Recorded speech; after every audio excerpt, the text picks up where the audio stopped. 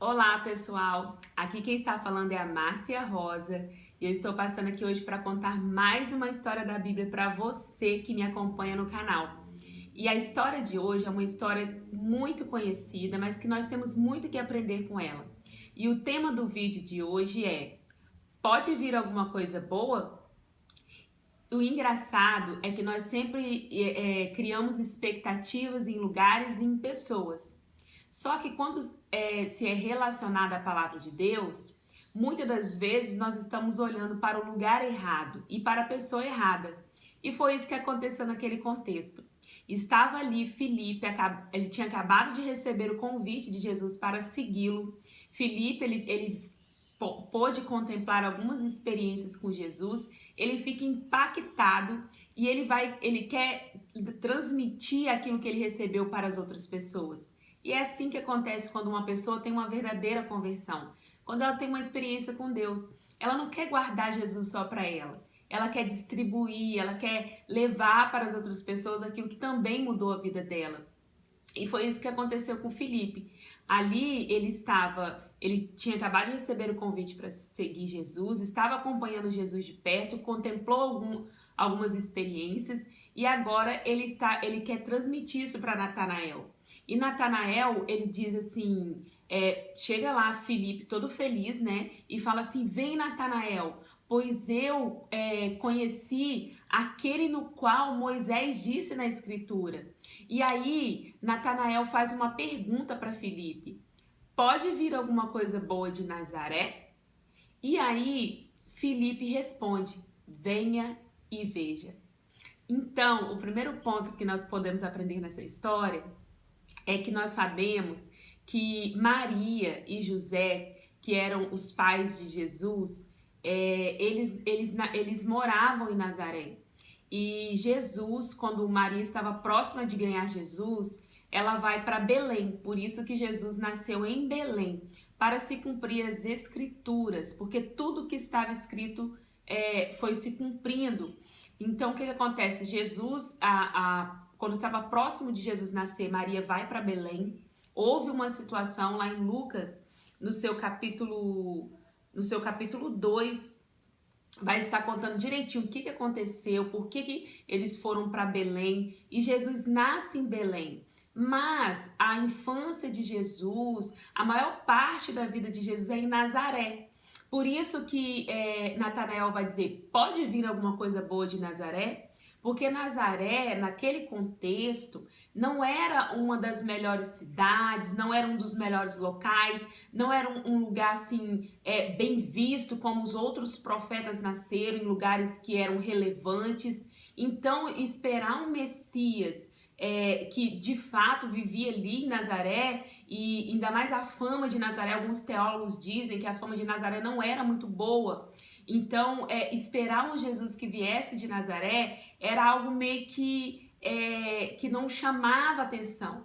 Então, por isso que Natanael, um israelita, e Jesus vai dizer acerca dele, vai dizer que ele é um homem sincero, verdadeiro. Ele vai dizer essa pergunta: pode vir alguma coisa boa de Nazaré? E aí Filipe responde: venha e veja. Então aqui eu quero abrir um parênteses para dizer algo para a nossa vida no dia de hoje. Talvez você está olhando para o lugar errado. Talvez você está olhando para o cenário que nós estamos vivendo hoje e você está se perguntando, será que ainda pode vir alguma coisa boa? Então eu vou deixar essa palavra para a nossa vida. Todas as vezes que os nossos olhos estiverem nas coisas daqui, na circunstância, no ambiente, muitas das vezes nós vamos ser frustrados. Mas quando nós tirarmos as nossas expectativas daqui, a nossa expectativa talvez no lugar que você mora, no lugar que você está, no ambiente que você está, talvez no emprego que você está, na posição que você se encontra, e você colocar essa expectativa em Deus, você vai ficar muito feliz. Porque quando nós colocamos a nossa expectativa na pessoa de Deus, os nossos olhos estão no lugar certo.